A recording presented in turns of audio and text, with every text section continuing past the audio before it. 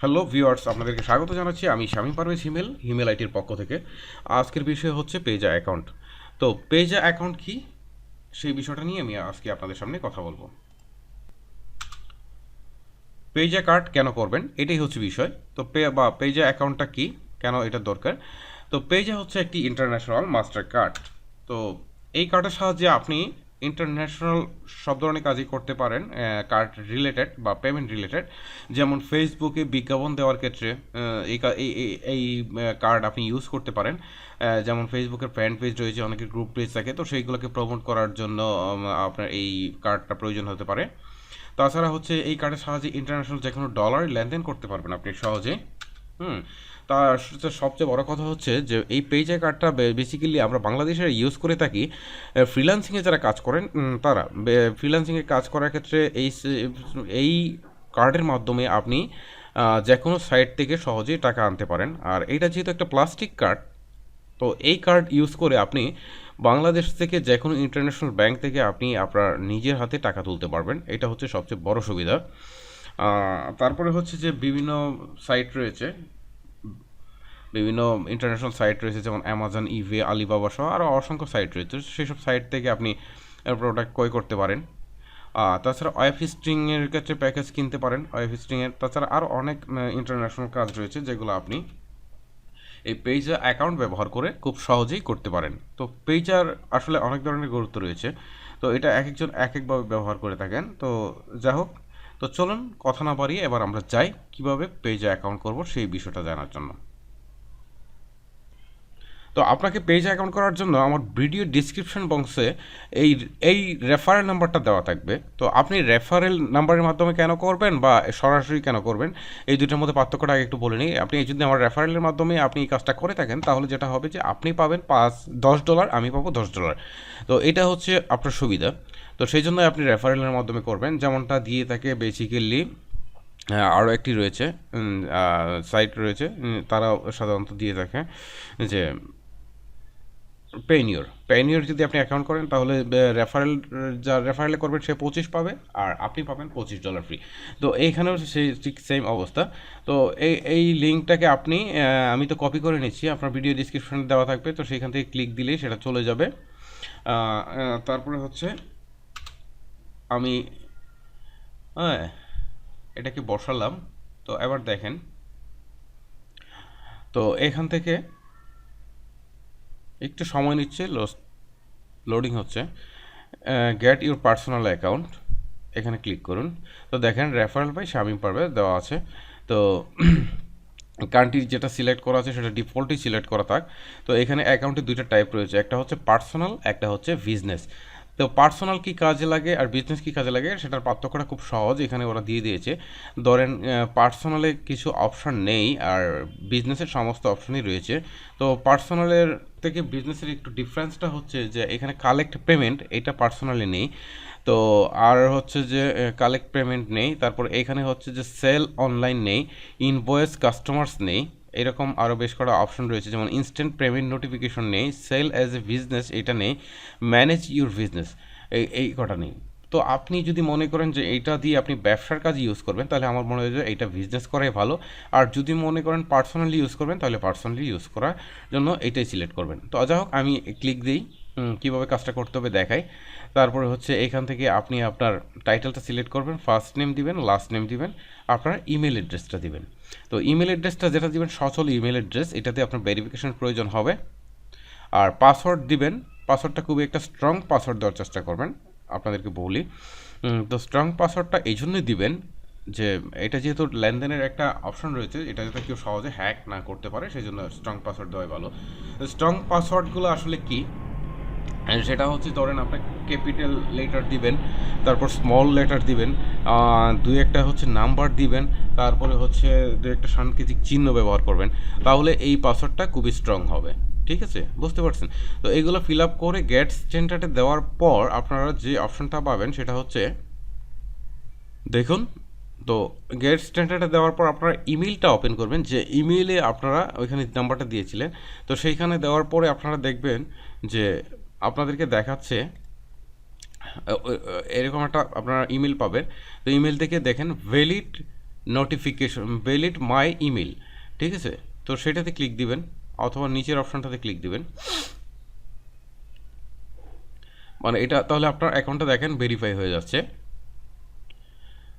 হ্যাঁ, এবার খেয়াল করুন আপনার অ্যাকাউন্টটা ভেরিফাইড হয়ে গিয়েছে। তো এখন দেখেন ভেরিফাইড হওয়ার পর complete your profile set up, তো এখানে 0% দেখাচ্ছে। আপনাকে যে দুইটা কাজ করতেই হবে সেটা হচ্ছে যে প্রোফাইলটাকে 100% কমপ্লিট করতে হবে, তারপরে হচ্ছে ভেরিফাইড করতে হবে। তো প্রোফাইলটা 100% কমপ্লিট করার পরে ভেরিফাইড করবেন। ভেরিফাইড করার পরে আপনাকে কার্ডটা হাতে পাওয়ার জন্য আপনাকে এইটাকে অর্ডার করতে হবে।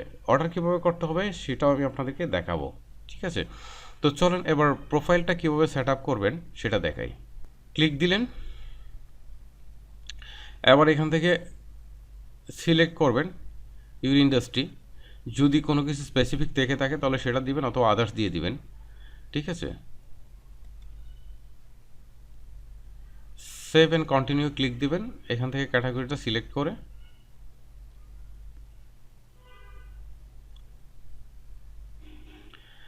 এখন আপনাদেরকে যে কথাটা বলি সেটা হচ্ছে যে স্ট্রিট অ্যাড্রেসটা খুব ভালো করে দিবেন, অরিজিনাল দিবেন, যেটাকে আপনার মিল থাকতে হবে। আপনার আইডি কার্ডের সাথে মিল থাকতে হবে, অথবা যে কোনো একটার সাথে মিল থাকতে হবে, অথবা বিলিং অ্যাড্রেস যে কোনো একটার সাথে মিল থাকতে হবে। তো এইটা দিয়ে ফিল আপ করে তারপর সেভ অ্যান্ড কন্টিনিউ দিবেন, ঠিক আছে।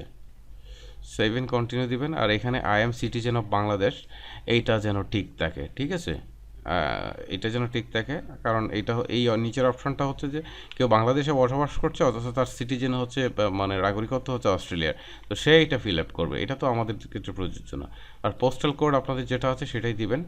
পোস্টাল কোড যদি আপনারা না জেনে থাকেন তাহলে ওয়েবসাইটে সার্চ দিলে পেয়ে যাবেন, ঠিক আছে। এটা দিয়ে সেভ অ্যান্ড কন্টিনিউ দিবেন। সেভ অ্যান্ড কন্টিনিউ দেওয়ার পরে দেখেন এখানে যে অপশনটা আসছে সেটা হচ্ছে সিকিউরিটি কোয়েশন। সিকিউরিটি কোয়েশনটা হচ্ছে খুবই ইম্পর্টেন্ট বিষয়, কারণ এইটা যারা আমরা অনলাইনে কাজ করি তারা জানি যে যখন কোনো অ্যাকাউন্টে প্রবলেম হয় তখন এই সিকিউরিটি কোয়েশনটা সবচেয়ে বেশি গুরুত্বপূর্ণ। ওইটা দিয়ে আমরা আমার অ্যাকাউন্টটাকে খুলতে পারি বা আরও অনেক ধরনের কাজ করতে পারি। আর পরে হচ্ছে ডেট অফ বার্থটা আপনার অরিজিনালটা দিবেন, যেটা আপনার ন্যাশনাল আইডি কার্ডে দেওয়া আছে, যেটা দিয়ে আপনি ভেরিফাই করবেন সেটা। তারপরে হচ্ছে এখানে দেখেন ট্রানজ্যাকশন পিন, সেটা হচ্ছে 4 থেকে 8 ডিজিটের মধ্যে দিবেন ট্রানজ্যাকশন পিনটা। তারপর সেভ অ্যান্ড ফিনিশ দিবেন। তারপরে হচ্ছে আপনার এটা কমপ্লিট, দেখেন এই যে your successfully set up your profile. তো এইটা কমপ্লিট হয়ে যাওয়ার পর আপনাকে যেটা করতে হবে সেটা হচ্ছে verify your account. Verify your account খুব কঠিন কাজ না, সেটা হচ্ছে ডকুমেন্ট ভেরিফাই। দেখেন আপনাদেরকে আরও একবার স্পষ্ট করে দেখাই, ডকুমেন্ট ভেরিফিকেশন, এখানে ক্লিক দিবেন, ঠিক আছে। তো দেওয়ার পরে এখান থেকে দুইটা অপশন আছে, সেটা হচ্ছে যে ন্যাশনাল আইডি কার্ড এবং পাসপোর্ট। তো এই দুইটার একটা আপনাকে আপলোড করতে হবে। আপলোড করে দেখেন আপনি কি করবেন, আপলোড করুন, ঠিক আছে। তারপরে হচ্ছে ছবির জন্য এখান থেকে একটা আপলোড করবেন, একটা ছবি যেটা ওইটার সাথে মিল আছে ওইরকম একটা ছবি, দিয়ে আপনি নেক্সট বাটনে ক্লিক করবেন, ঠিক আছে। নেক্সট বাটন ক্লিক করার পর যেটা দেখাবে সেটা হচ্ছে রিভিউ, তারপরে হচ্ছে কনফার্ম। মানে রিভিউ মানে হচ্ছে আপনি যেসব ডকুমেন্ট সাবমিট করেছেন সেসব আপনাকে দেখাবে যে ঠিক আছে কি না। আপনি যদি নিশ্চিত থাকেন তাহলে বলবেন যে হ্যাঁ ঠিক আছে, তারপরে হচ্ছে আপনি এটাকে সাবমিট করে দিবেন, ঠিক আছে, হয়ে গেল। তো এখন আপনাকে আরেকটা বিষয় দেখায় আমি, তো দেখুন আমার অ্যাকাউন্ট থেকে আমি আপনাদেরকে দেখাই। তো সেইখান থেকে অ্যাড ফান্ড ক্লিক দিবেন, এটা বিকাশের মাধ্যমে আপনার টাকাটা লোড করতে পারবেন। তো অ্যাড ফান্ডে দিয়ে আপনি আপনার ঠিক অ্যাকাউন্টে, হ্যাঁ, $16 হয়তো বা লাগবে। এই $16 কত আসে ওরা অ্যামাউন্টটা বলে দিবে।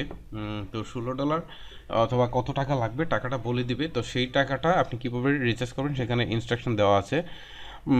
দেখা গেল যে প্রথমে 2, তারপরে হচ্ছে *247# দিয়ে ডায়াল করতে হবে মোবাইলে।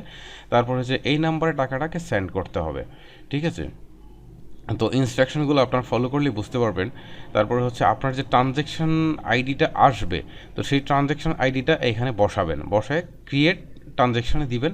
তাহলে ওরা বুঝে যাবে যে এই টাকাটা এই অ্যাকাউন্টের এগেনস্টেই পাঠানো হয়েছে। তখন আপনার এখানে দেখেন যে আপনার এখানে সেই টাকাটাকে তারা জমা করে দিবে। যেমন আমার এখানে যাও, এখানে আপনার অ্যামাউন্টটাকে দেখাবে। এখন আপনাকে কার্ডের অর্ডার করতে হবে, তা না হলে আপনি কার্ড পাবেন না। তো সেই কার্ডের অর্ডার কিভাবে করবেন সেটা হচ্ছে প্রিপেড কার্ডে যাবেন।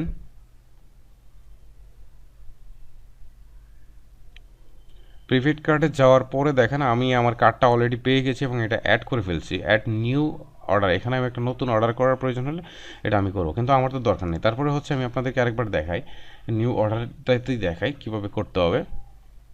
প্রথমেই হচ্ছে যে আপনাকে যে টাকাটা আছে দেখেন এখানে আমার 852.50 বাংলাদেশি টাকা, এটা আমি লোড করেছিলাম বিকাশের মাধ্যমে। তো ওই রকম আপনাদের যে পরিমাণ ডলার লাগবে সেটা এখানে লোড করার পরে আপনারা ইনস্ট্রাকশনগুলো দেখবেন যে আপনার টাকাটা কোত্থেকে কেটে নেবে।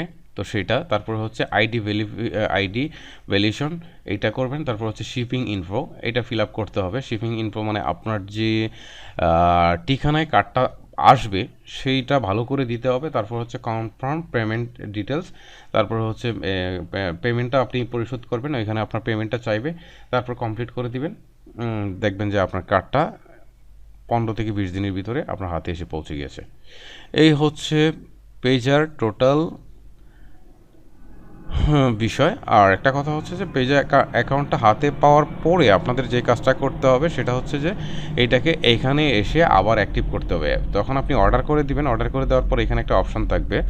তারপর আপনি কার্ডটা হাতে পাওয়ার পরে এখানে কার্ডের যে নাম্বারটা এটা বসাইতে হবে, বুঝতে পারছেন? এই কার্ডের নাম্বারটা বসানোর পরে তারপর অ্যাক্টিভ করে দিবেন, তারপর দিয়ে আপনার এই কার্ডটাকে দিয়ে আপনি সমস্ত কাজ করতে পারবেন।